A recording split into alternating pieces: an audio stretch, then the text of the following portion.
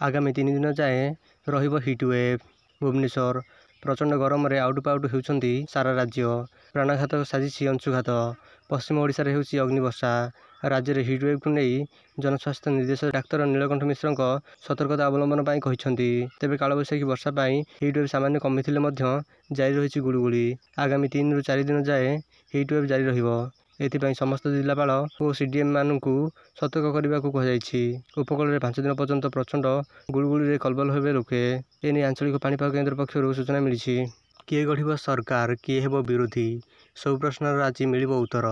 आसब निर्वाचन फलाफल सका 8टारू भोट गणति। आज आसब रेजल्ट। लोकसभा सहित ओडिशा और आंध्र प्रदेशर विधानसभा निर्वाचन फल आज प्रकाश पाइब। तेबे सका 8टारू भोट गणति आरंभ होगा बेले प्रथम पोस्टाल बैलेट गणति आरंभ होब। यापर ईवीएम गणति आरंभ होब। आउ ट्रेंड सामना को आसिब। तेबे किए सरकार गढ़ किए विरोधी भूमि रहिब सबकिछिर फैसला हो आज।